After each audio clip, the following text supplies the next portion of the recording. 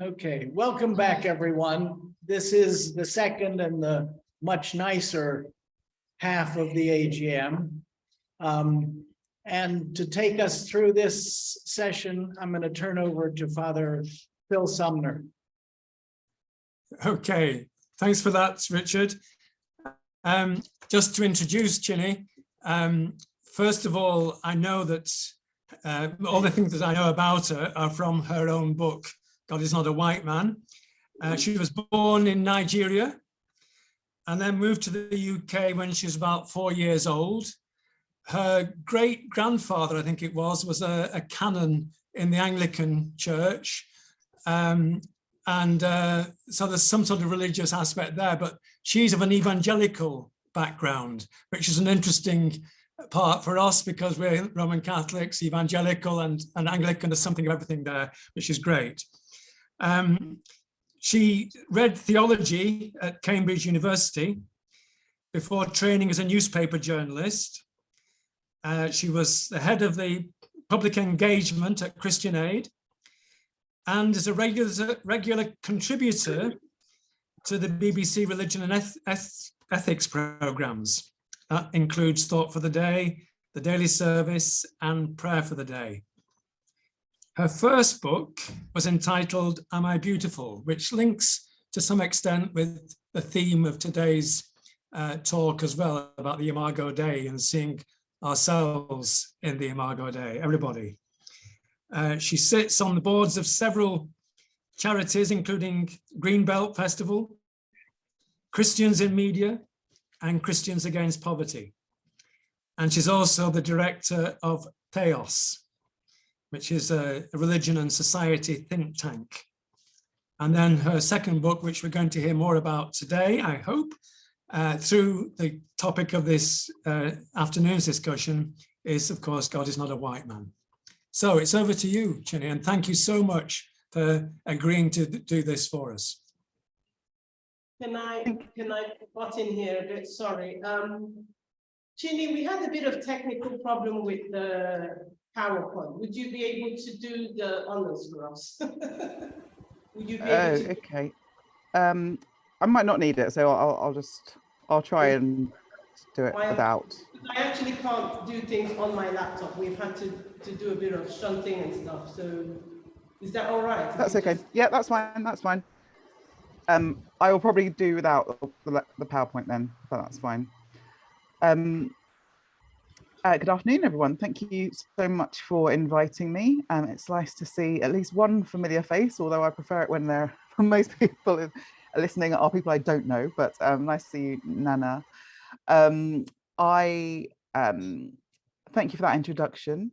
I'm going to speak for about 20 to 30 minutes, and then hopefully we'll then have a discussion with me and Philip, and then Q&A, any questions from you as well. But we've titled this talk, God, Race and the Imago Dei, Black Women in the Church. And I'm going to draw out some of the themes that I write about in my book, but also specifically about what it is to be both Black and a woman. And first of all, I remember where I was when, in the months following the reckoning with racial justice experienced around the world following the death of George Floyd, a report by the UK government said that racism was a thing of the past. The Commission on Race and Ethnic Disparities, led by Tony Sewell, said, quote, "For some groups, historic experience of racism still haunts the present, and there was a reluctance to acknowledge that the UK had become open and fairer." The report suggested that we had moved from an era of rebellion, as characterized by the struggle against racial injustice in the previous decades, and right up until the Black Lives Matter protests in 2021, we'd moved from that, an age of rebellion, to an age of participation, according to the report. Participation in a society that is open, where the system is not, as it may appear to many of us, rigged against ethnic minorities. And the report downplayed the role of racism in keeping Black communities disadvantaged and encouraged people to just muck in, to get involved, to truly participate in order to overcome the perceived barriers to their success. This afternoon, I'm going to be talking about God and race and the Imago Dei, and particularly about Black women in the church. Now, as Philip said, I come from, I guess, an evangelical background, but also the Church of England predominantly. But I've also been in Baptist churches and newer evangelical churches as well, but also high Anglican churches as well. So I like a bit of variety. But I hope that some of the things that I say around Black women's inclusion in the church might be relevant to you as Roman Catholics. So what is needed for Black women to feel like they can actually participate in the life of the church? What are some of the tragic histories that have led to Black women feeling excluded from the church? And what must we all do next to ensure that they can fully participate? We're going to be talking about issues of the divine, about God. Also, we'll be talking and reflecting and wrestling with some difficult subjects about identity and about race and about racism and about what it means to be made in the image of God. As a Black millennial, I've heard lots of stories of Black women my age who have left the church because they can no longer grin and bear microaggressions and casual racism, or the perceived patriarchy and white supremacy that they see infiltrating so much of the church. Some are leaving the church, but not abandoning Christianity altogether. Some are rejecting it in its totality, perceiving it to be steeped in a colonialism that inherently sees them as Black women as in some way lesser. And some are taking a syncretistic approach in taking elements of Christianity and combining it with African indigenous religions such as Ifa and Sentera, where female deities are the ones with all the strength, where female deities that look a little bit like them.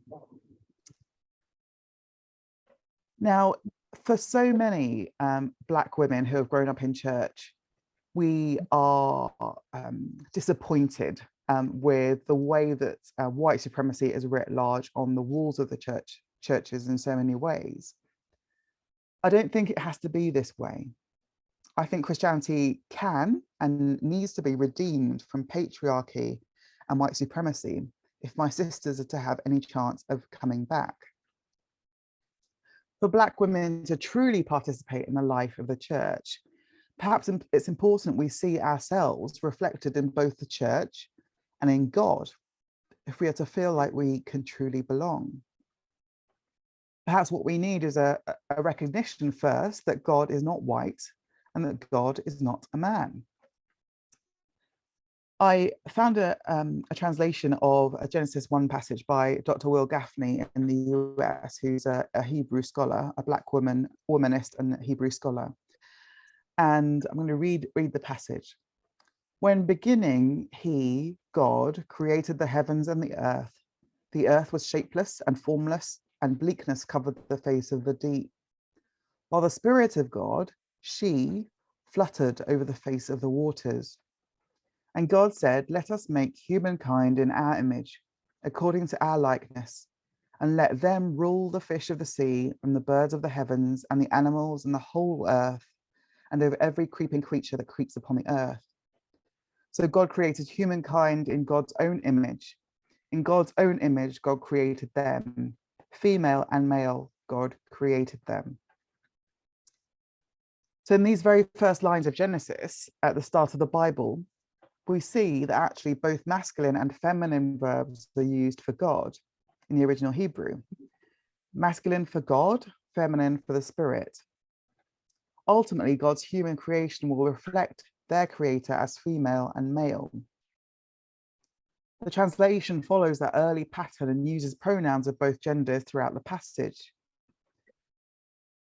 In Genesis 2:2, Will Gaffney also uses they for God, a reminder that God transcends the binary language in which God is disclosed, and that some of those created in the image of God are non-binary. What does it mean when we talk about the Imago Dei, the image of God? What does it mean for us to be made in the image of God? And what effect does being made in the image of God have for those of us who are Black?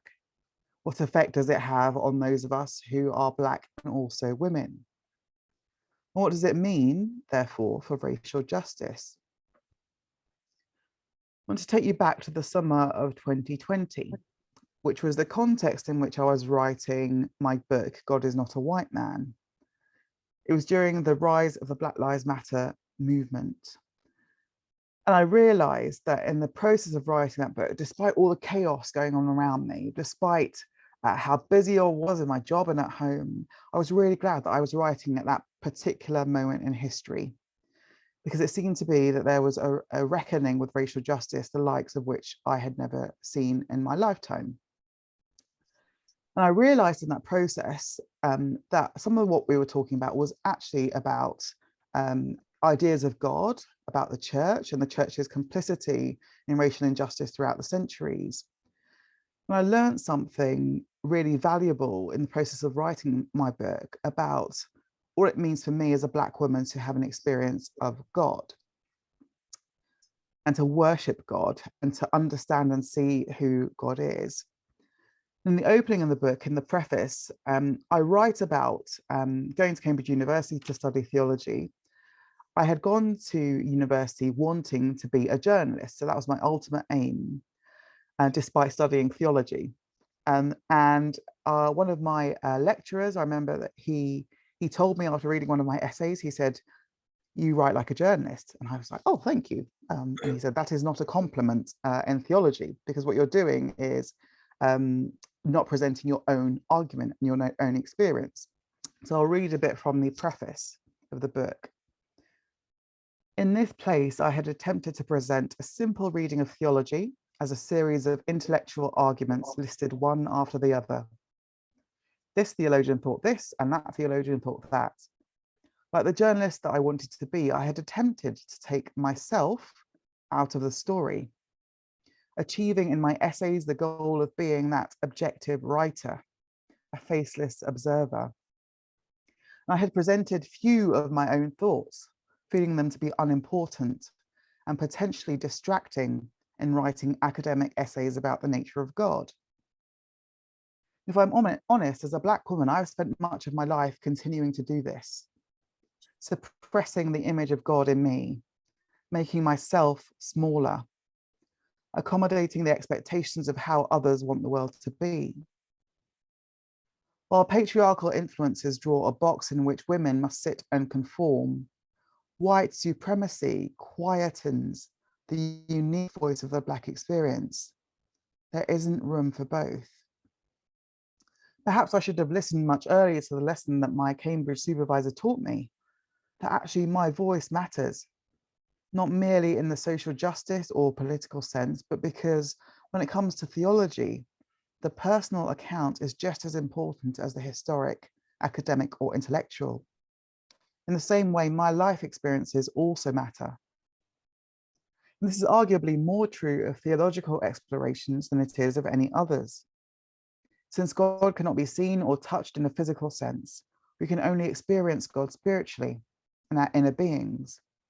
And our experience of God can then only be relayed through our words, our speech, a translation exercise taking place in which communicating our experience of God cannot escape being shaped by our histories, by our social contexts, by our genders, by our racial backgrounds, and our individual stories.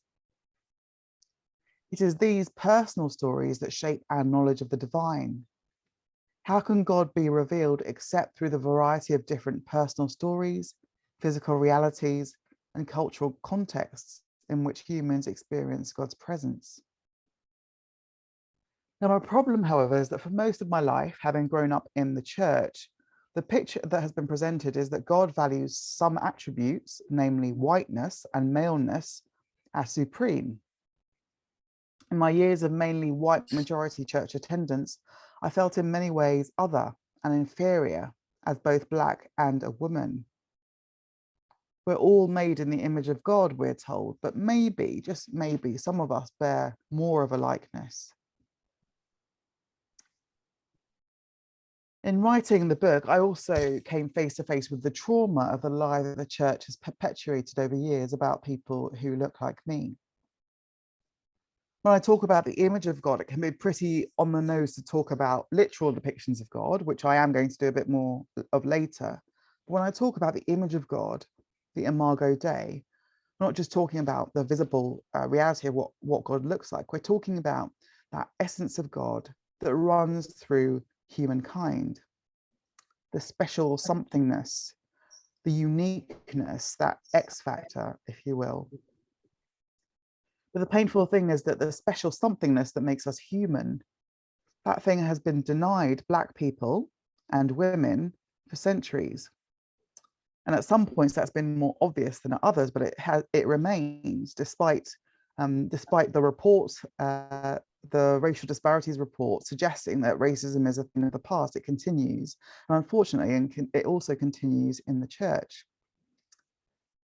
And you'll find that in your congregations that Black people and Black women in particular are experiencing a type of trauma, especially post and during Black Lives Matter in 2021. And I found that personally, as I was writing the book too, one afternoon during my research, I found myself sobbing so loudly that my husband ran downstairs thinking that something terrible had happened. When he took his place beside me, he tried to decipher my muffled words. And what had happened was I had stumbled upon some words that I hadn't been prepared for. And though I was in shock reading them, they also confirmed what I had already suspected about the church. The cry that day came as I read of the arguments that had been put forward by Christian men and women about whether or not Black people were in fact made in the image of God, like white people were. And as I scanned the diagrams of the faces of Black people alongside those of apes, I was reading about Charles Carroll, who in 1900 argued, he believed on the basis of scripture, that Black people's destiny was to serve white people. And he wrote a delightfully titled pamphlet called The Negro a Beast or in the Image of God. The Negro a Beast or in the Image of God.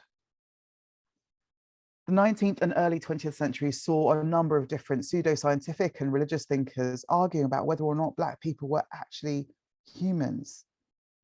Now, we know we've come a long way from such beliefs, but really, in the grand scheme of history, 1900 was not that long ago. This is in our cultural consciousness. This is in our churches. These are in our walls and our stained glass windows. Reading about the manipulation and distortion of the Bible to prop up some of these most extreme white supremacist narratives made me feel sick and ashamed. And it made me realize that sometimes the Christian story becomes so bound up with whiteness and Westernness and maleness that it's hard to disentangle it from those things. In so many ways, we still hold up whiteness as superior and anything other than that white as inferior, less made in God's image.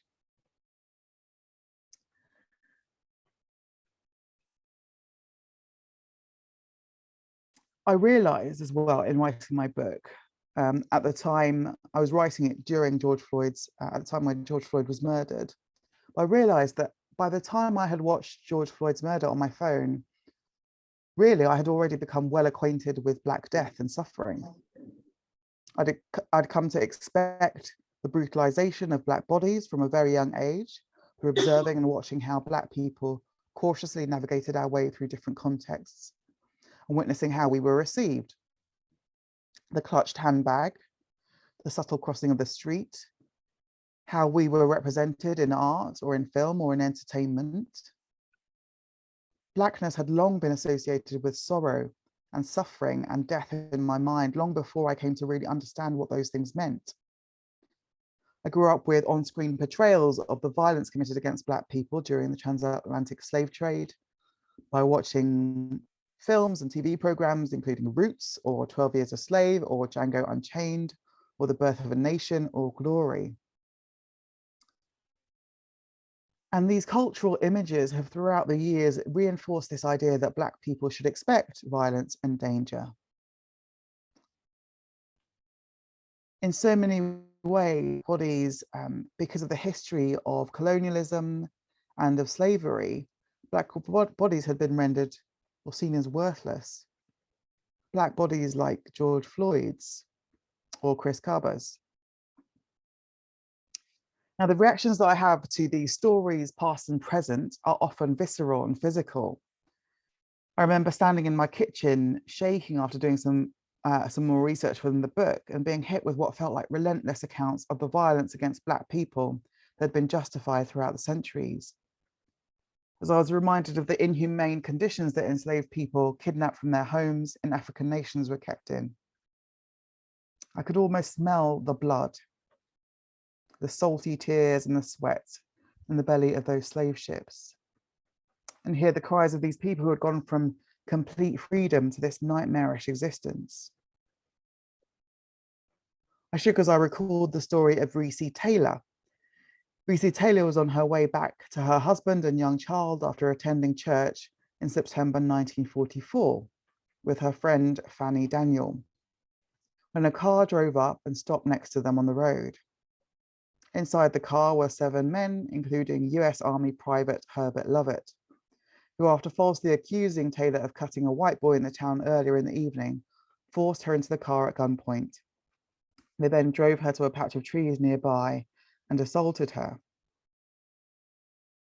I shook as I recalled how I learned that physician J. Marion Sims, the celebrated father of modern gynecology, practiced his surgeries without anesthesia on Black women, on enslaved Black women, Lucy, Anarcha, Betsy, and others, many others whose names we don't know.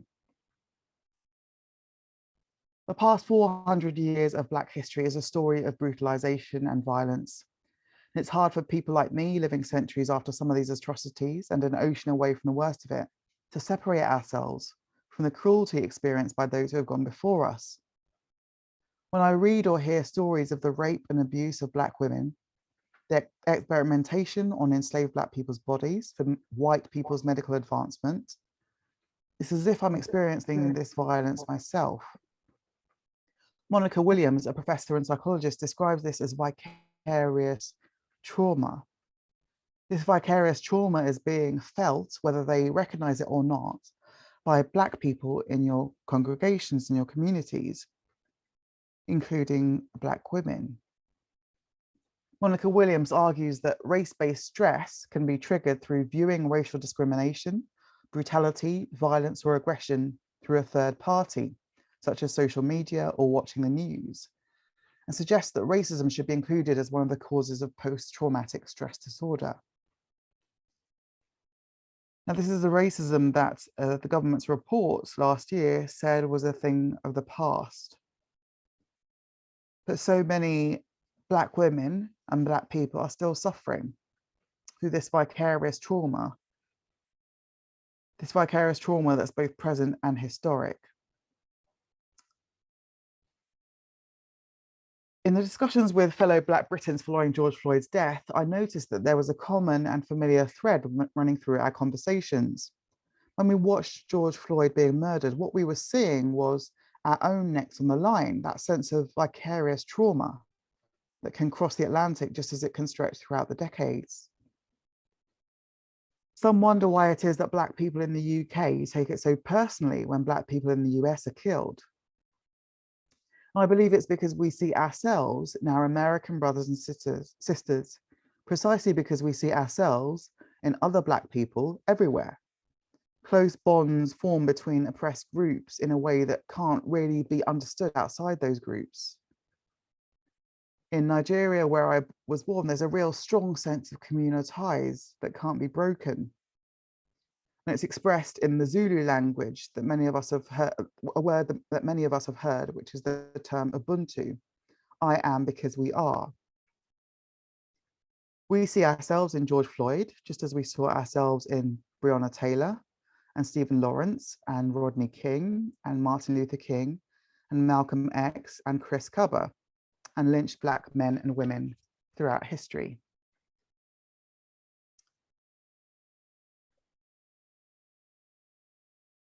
So a lot of what I talk about in the book is about this vicarious trauma, the brutalization of Black bodies. And it's some of these questions around Black dignity and Black suffering that I explore. But where I begin as a way into this kind of conversation about Blackness and the Imago Dei is about the literal depictions of God throughout the centuries, to explore who society holds as less than and more than. An omnipotent, all-powerful God represented as white. What does that say about white supremacy and patriarchy in the world and in the church? In writing the book, I wanted to give voice to the experience of what it's like to be both Black and female in a world that is in many ways designed to elevate the opposite of those things, so whiteness and maleness. I wanted to explore the effects of the literal depictions of God as both white and male. So God as an old man who looks like Father Christmas sitting on the cloud, and Jesus as a sandy-haired kind of hippie figure. These images that all of us have grown familiar with if you look at most depictions of God and Jesus in art throughout history. It's been really interesting hearing people's reactions to the title of my book, God is Not a White Man, because it seems obvious to most people who know anything or believe anything about God. But of course, God isn't a man, and of course, God isn't white.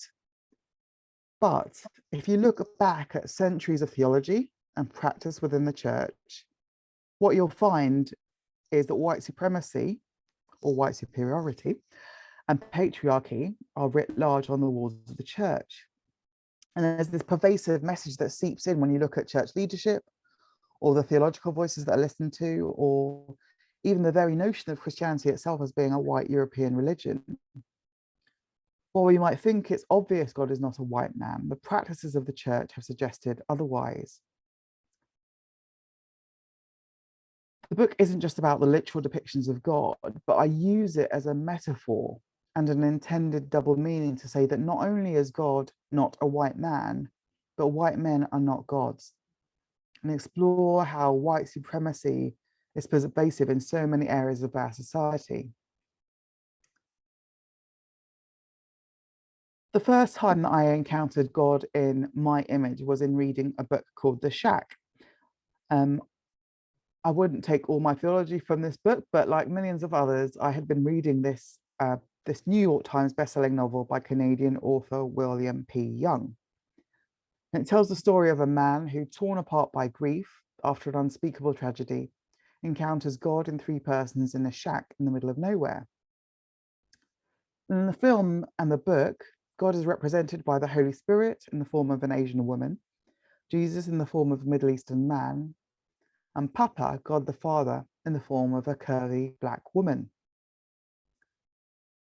When I reached the pages of God being described as a Black woman in the book, I was left open-mouthed. I was kind of awestruck.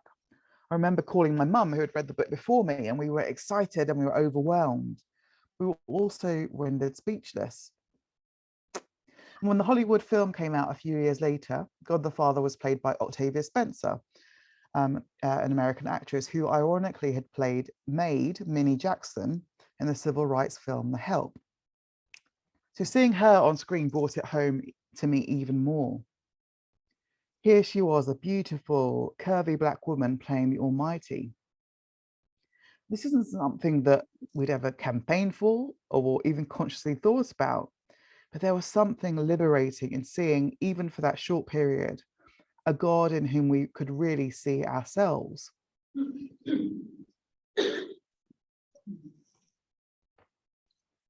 Because it had never occurred to me that Jesus wasn't white, really. By the time I woke up to this fact, it was far too late to reconfigure the image that I have of God in my mind. To this day, when I picture Jesus, I think of a piercing, blue-eyed man with a brown beard and sandy neck-length hair. He looks a little bit like Robert Powell in the 1977 Jesus of Nazareth film. He does not look ordinary, but he does look white. Why does any of this matter? It matters to me because that revelation of the white Jesus that I picture as a Black woman, it means that at times when I've pictured Christ on a cross, and I've cried out to him in my darkest moments, and I've prayed to him for those things I have desired most, sung praise to him in worship, I've pictured a man who never really existed. The Jesus I've clung to is a falsehood. And it's a symbol created by the effect of white supremacist fiction, because Jesus was not a white man. But this revelation, although painful, brought with it a profound sense of liberation. To free God and to free Jesus from these trappings of whiteness. I've been fortunate enough to visit that wonderful holy place, the Holy Land. I visited Bethlehem and met its people, each a different shade of brown. And the Jesus I picture too often looks nothing like them.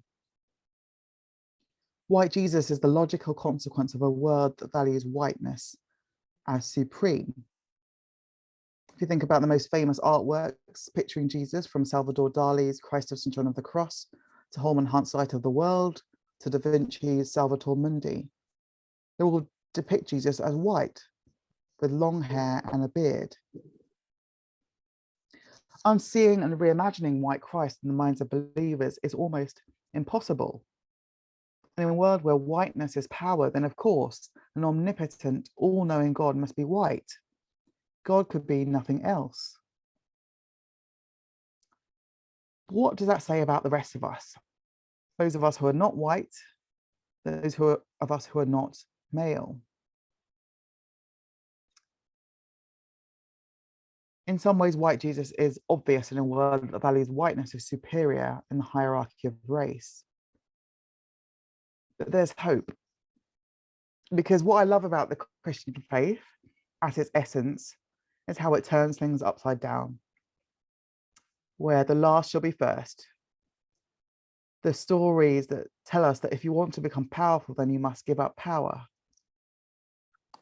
In so many ways, this is what we can see when we see the authentic face of Jesus, not just in the physical sense, white or black or brown, but in the person of Jesus, what Jesus showed us about God in so many surprising and unexpected ways. And this truth of the authentic Jesus is a truth that has been found by Black people for many centuries. I love the stories I came across of enslaved Black people who used to gather in hush harbors nestled under the trees, away from the prying eye of their white slave owners, and they used to gather together to have their church services. Here, these enslaved people were welcomed into God's presence, despite how they were treated by their owners. They could see in the pages of the Bible a story of liberation. They could see that they were included when the Bible talks about us being made in the image of God. I believe in a God who is the God of all, who's experienced by all, whether enslaved or free. No one has a monopoly on divine revelation. Those of us who are not white and not male have an experience of God that is just as valid, no matter our background. All of us are needed in the church, and for the kingdom of God to be the kingdom of God. We experience God in community with others made in God's image. Each one of us is a valid member of this community, a beautiful piece that forms part of a mosaic.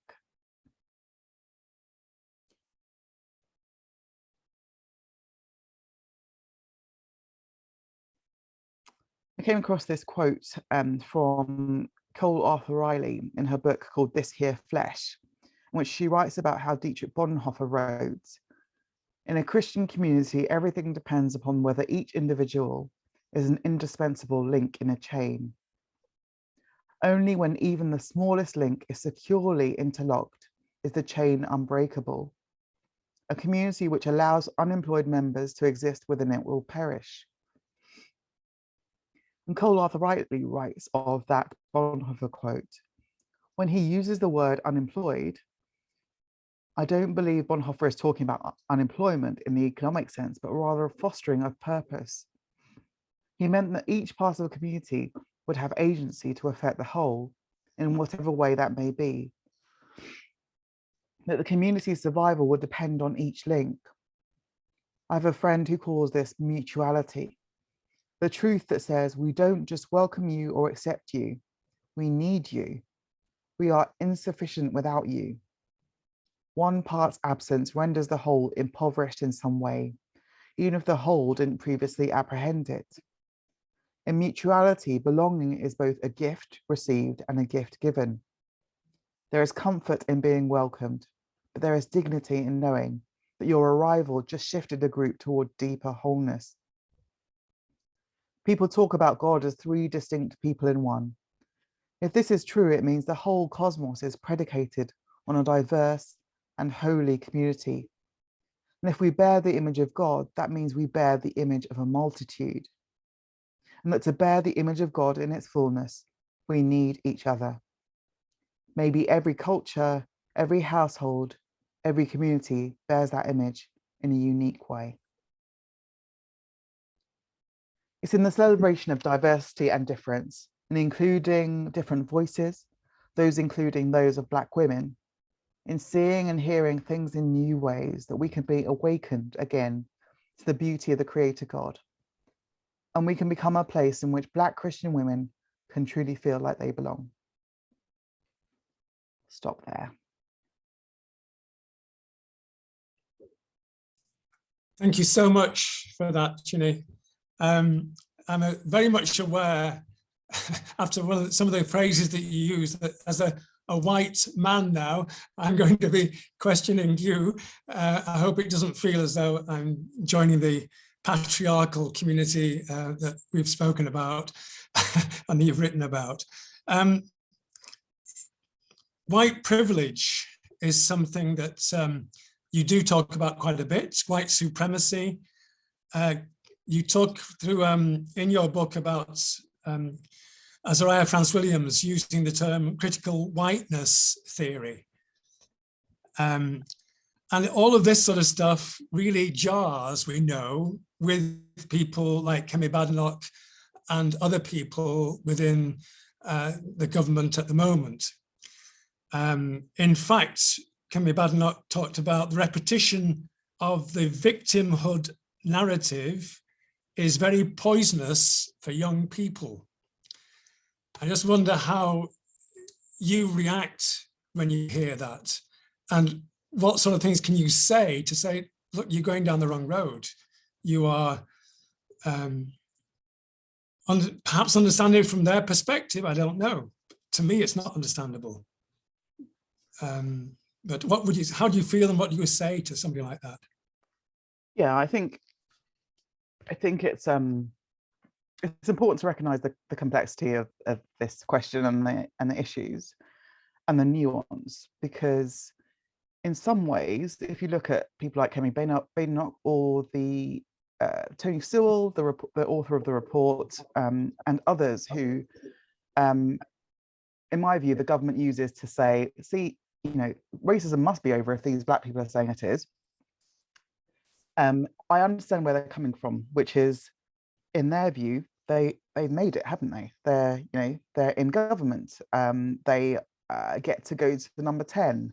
They're in all sorts of privileged positions. So to them, it makes no sense to say that Black people cannot achieve things in our society. And I really felt that actually writing the book.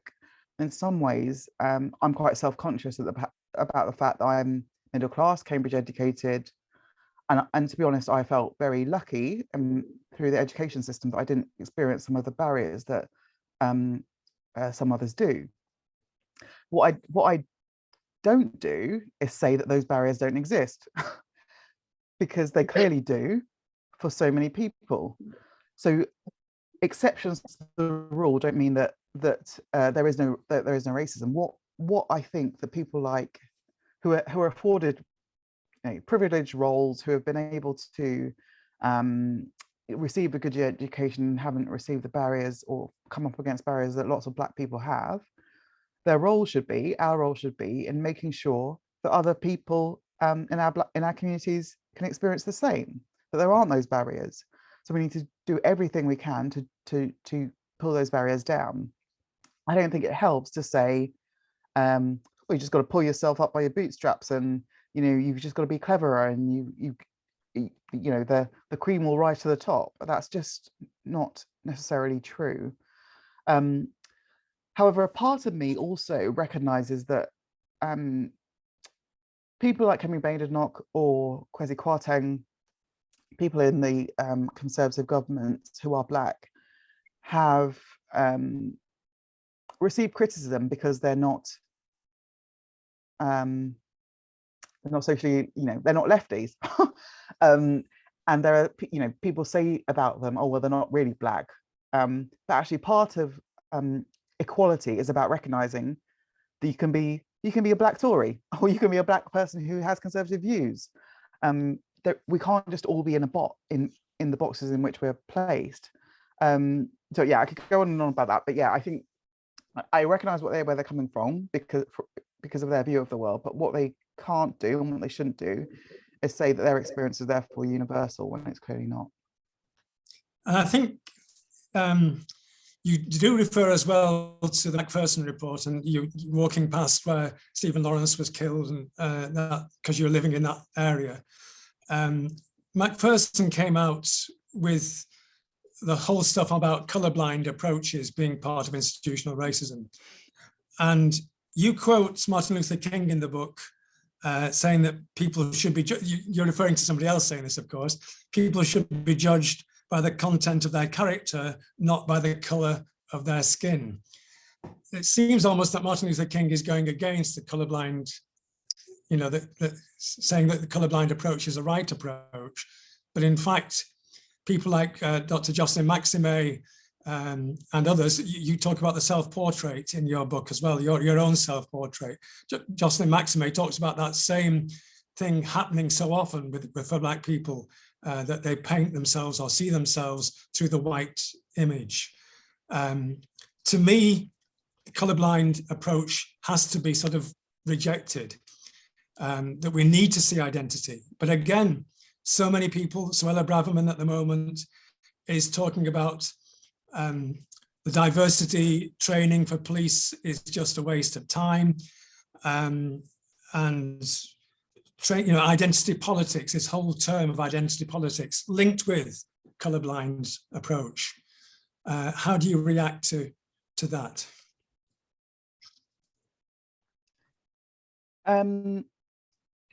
Honestly, in various situations where people tell me that they're colorblind, as if it's a good thing.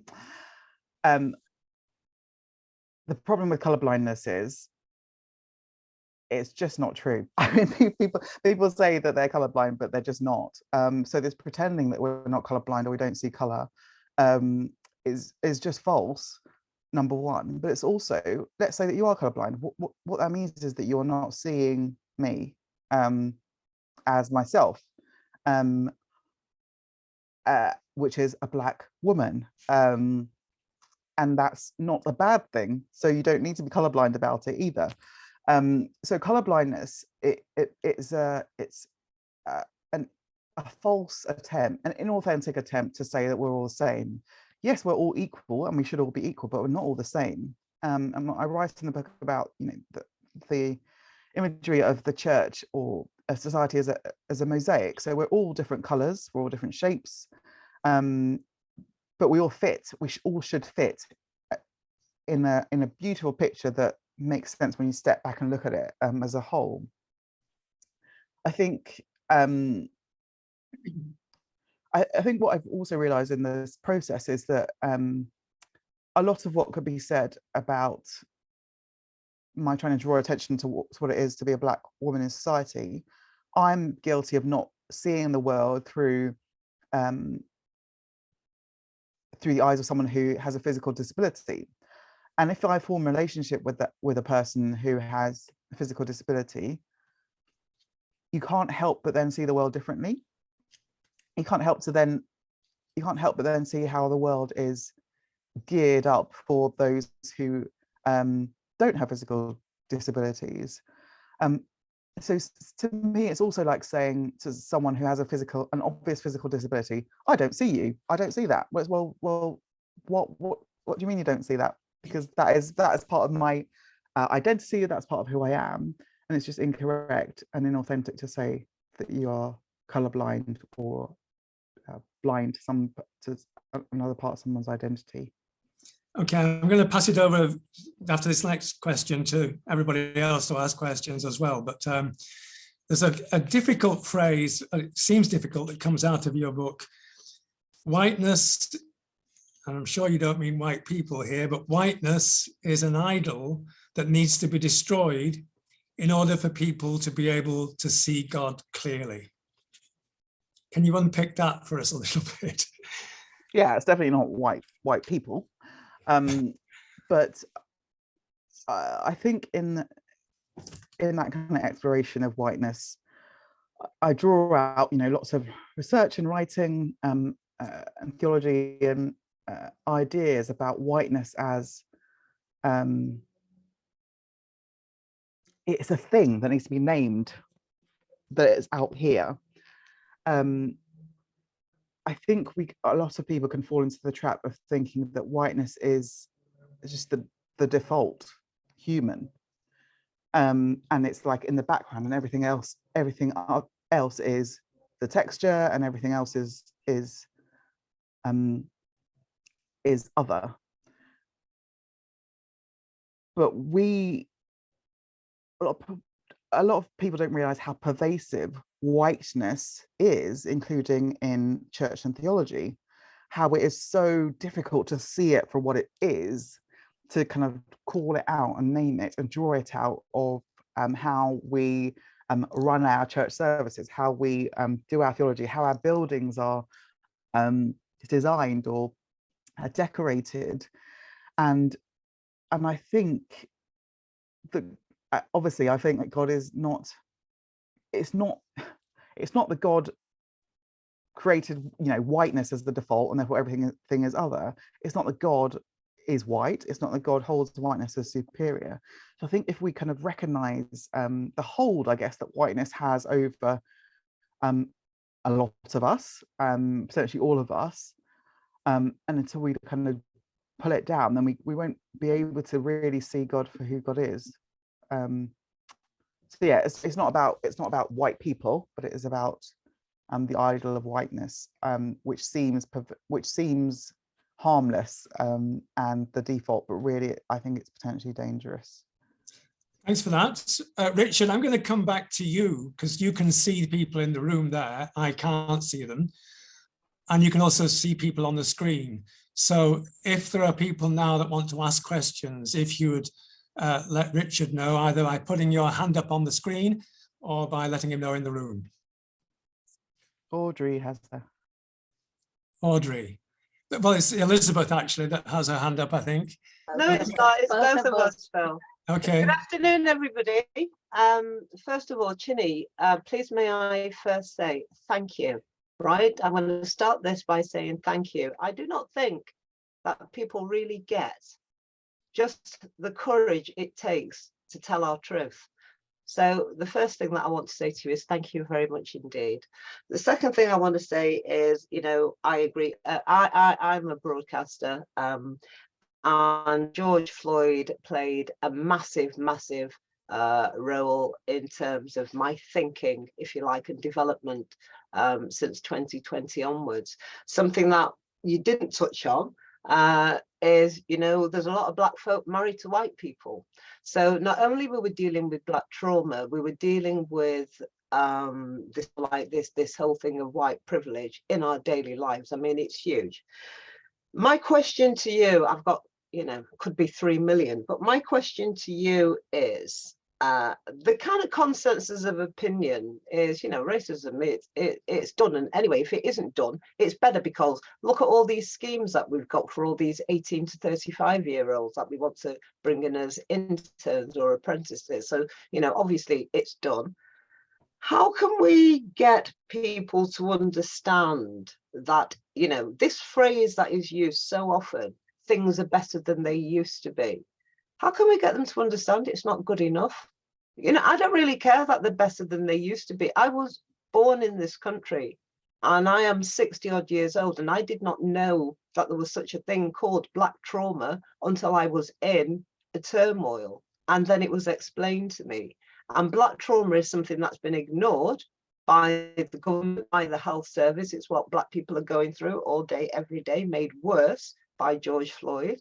You know, we've just had Black History Month. The idea is, oh, let's put all these films up and show everybody just how awful our life really is. But the resultant effect of that on a lot of Black people is Black trauma too, because it's telling the same story again. It's the story of subjugation. It's the story that we're saying, please, we are the same. So this phrase, you know, treat us as equal. We are equal. And I would really be, yeah, it would really help me if you could tell me how you deal with that thing when people say things are better than they used to be. So, you know, it's progress, mate. Yeah, thank you.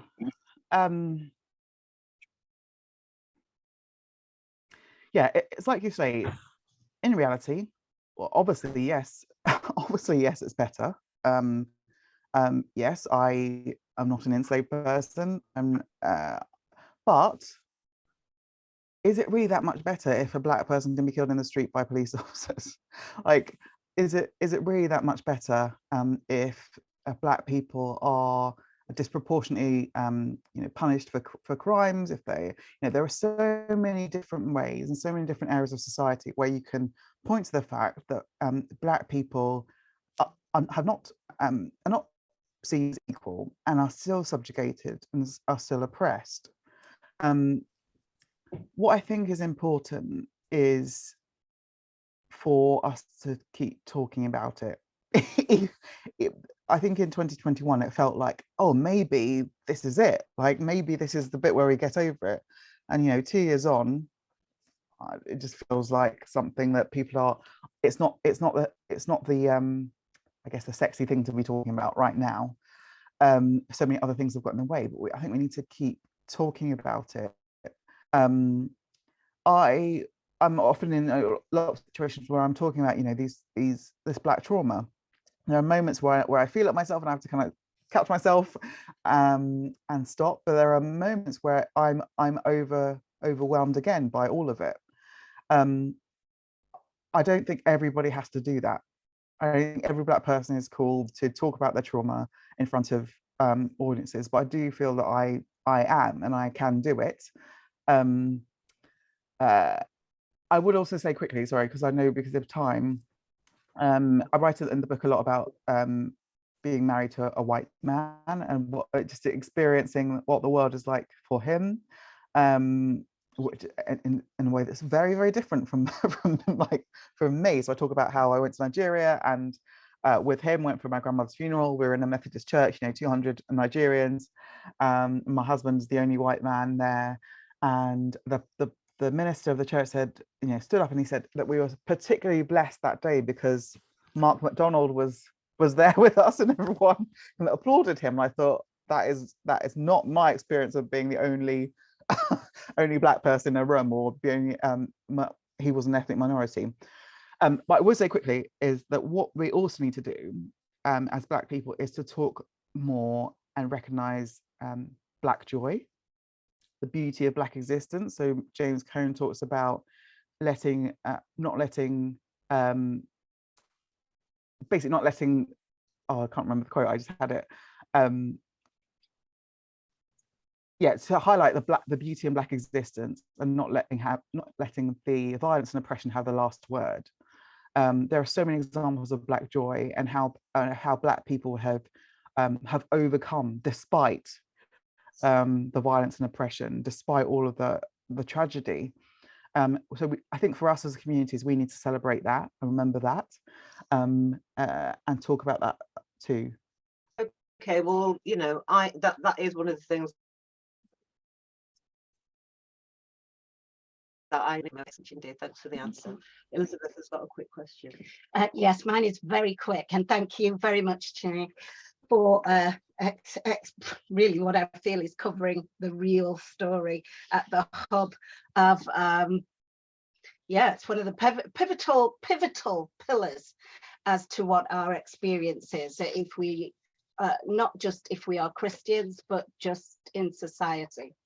So I want to expand the point that Phil made. He talked about, I think it's Kemi Badenoch who said it, but that there are no point to these approaches. No, actually, it's the new girl in town who says that there aren't really any point in these approaches, this training on anti-racism for the police force. And you gave some reference to Chris Cabot, and I think that's hugely important, because I'm in the activist space, if you will. I'm a chair of GM's race equality panel. I work with trade unions and can tell you the tail end of the oppression that we feel, how it plays itself out in society and education and health, and why should we be 4 times more likely to die in childbirth, etc., without talking about the police piece, which seems to get the headline. So just expanding that, I think in terms of why I continued to actually, I've made a choice to work with the police and not be on the side of let's just defund the whole thing because it will never work for us. I don't do that because I know it's not going to be defunded. Excuse me, sorry. And I don't think it would be. Sorry, is that Elizabeth? Yes. Sorry, can I just cut in here just slightly? I know we have. I just make the point. Could I just make the point I want to make, please? That's fine. You'll get back to your point. I'm just trying to ask Chine if she can stay on slightly longer, because we just have her for an hour. Chine, will you be happy to? Are you okay to stay on a bit longer? Yeah, for about 10 minutes I can do. 10 minutes. Okay. Yeah. Could you be Thank fast? you. Sorry, yeah, I just say what the question was, which is that what I attempt to do by that is enter into the thinking of the people and the reaction that they take, i.e. to use a taser before they would have a chat to shoot somebody in their head, before there's been a chance to reconsider a different way around how we deal with things. So this seems to be so deeply embedded. So my question was that that when we do not, when comments like that get made of there's no point, it's almost gaslighting our experience. And the fact that we're not now order of the day with Black Lives Matter, for me, perpetuates the impact of the racism that we felt in the first place. So I wanted just to have your comment on the gaslighting piece and perpetuating the impact of racism in its treatment post Black Lives Matter, and it's in complete ignorance by the church that I go to. It's skimmed over it entirely as if it didn't happen, and nobody's feeling any particular kind of way, when that's the place where I get my most solace. God is first for me before all of this work. God is who I live my life according to. And it's the unfairness of racism why I fight that. Okay, thank you. I won't say any more. Thanks. Thank you. I think you are well placed to kind of probably answer the question probably better than me. But I think what I would say is that when you have situations like Chris Cabot, or Mina Smallman's daughters, or instances of what is obvious to me as racism that leads to these kind of tragedies, what I struggle with, the gaslighting that I find, is when there is a reach to try and explain it away. There must have been some other reason, because it can't be racism, because we're done with that. So what were they doing? What were they holding? What did they have there was clearly a reason why the officers felt like they were in danger. I think that, well, for me and many Black people, the first answer is it's racism, and then there might be other explanations, but that is how much we're not over it. It's, despite people talking about colorblindness or us having us living in a post-racial society, tragedies like Chris Cabot or others that we often don't hear about are because racism is very much still front of mind for people. So I guess it's to what we need to do is refuse to be gaslit, even though I sometimes I think, am I crazy? Like, is it me that is seeing the racism because other people are trying to explain it away? So maybe it's me. I think it's important to I'm finding to tell the stories even when I doubt myself, to hear other people going, no, actually, no, that is racism. So yeah, I think, yeah, try and refuse to be gaslit as individuals, but also as a community. Okay, I'm going to try and hurry us along a bit so that Chine can, log off in about 8 minutes. So we have a question that came through chat. I think that person has been waiting for a long time. So if you don't mind, can we read that? Are there examples of good practice and that we could adopt in the Catholic Church and schools? Now, this is from Geraldine and Jeff. They're with us, but I just wanted to read that for them. Can you tackle that in like maybe a minute or two, Chine, if you don't mind, so that we can have a question from the people here as well? Yes, I guess so. I'll focus on, because there could be lots of, it could be any areas from church leadership to Sunday school resources.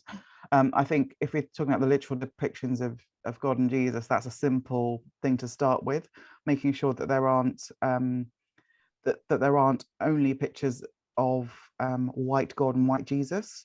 There are lots of interesting artists or interesting examples of other ways of depicting Jesus, including as a Middle Eastern man, that people could make use of. There's a great artist called Lorna May Wadsworth who has done some really interesting portraits, a reimagining the Last Supper and things like that, who you could get different images of God and Jesus. Yeah, lots of examples online of other denominations that you done well, for example, Methodists and the URC congregations in the Protestant church. Okay, so we have a question from here. Yes, you go ahead. I think we need to give you the mic. Is that okay? Yeah. Yeah, you could just stand there. That's fine. Chine, it was a fabulous talk. Thank you so much. And what I liked was I think the spiritual awareness that you talked about. And I wonder, in the last question, you've just touched on some of the things that can be done, things like images and art and so on, and leaders, role models, and so on. But what in spiritual practice has changed for you since you had that original God is white, a God is a white man sort of image? What's changed for you and has changes for people of color, women of color, as they move from that patriarchal image to a much more real image for them? Thank you. Thank you for the question. I think it's important for me to say that it's not an easy process to, so as I mentioned, reimagining white God or white Jesus is really difficult, and it's not just going to happen in an instant. So still, if I think of Jesus, I still, despite having written the book, having thought of this, my first image is white Jesus, because that is all I've seen all of my life. So you can't just quickly undo all of those images. I think one of the practical things that I've done, and that I started in the process of writing the book, was I no longer use male pronouns for God.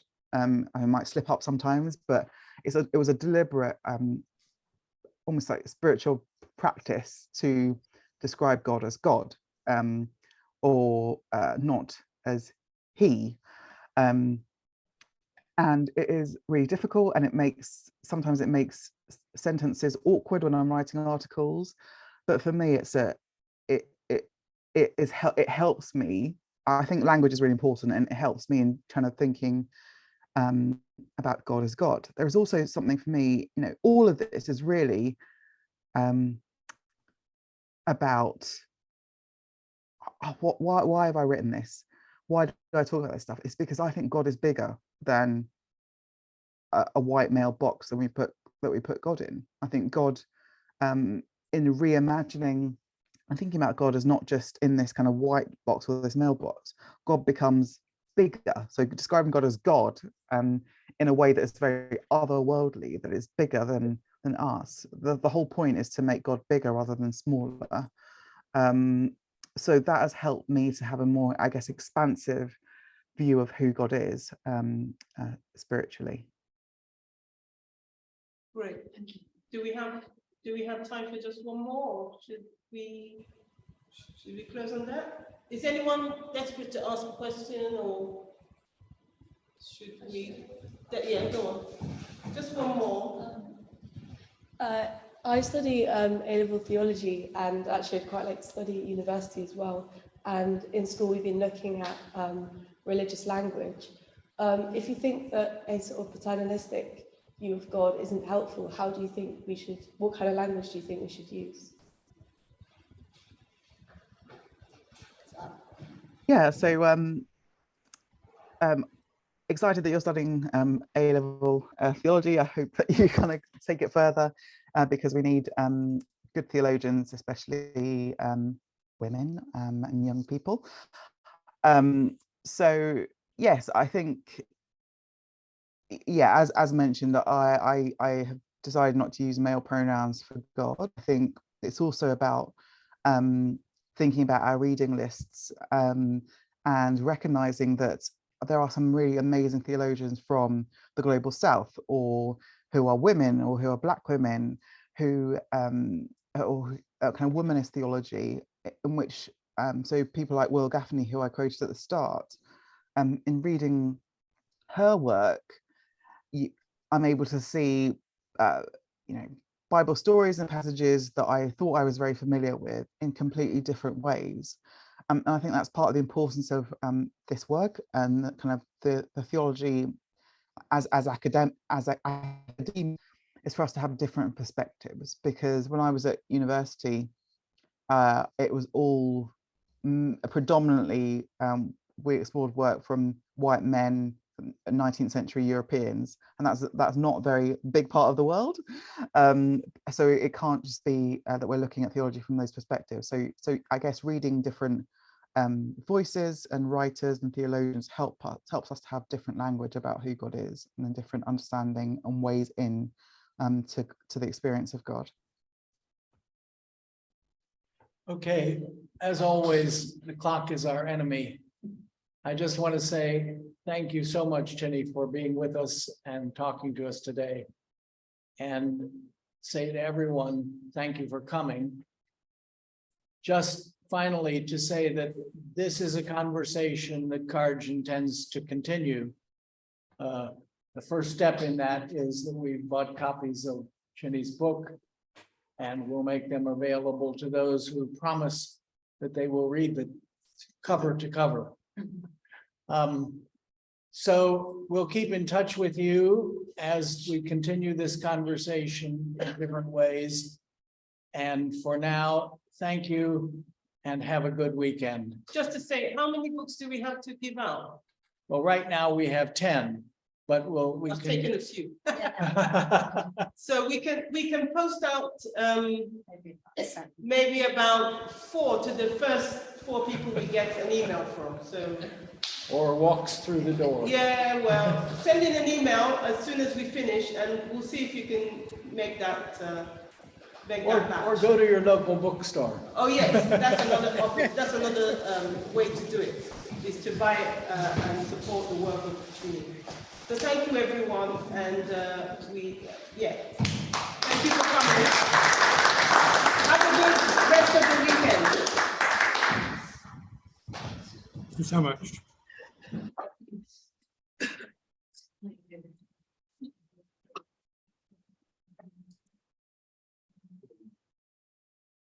Yeah,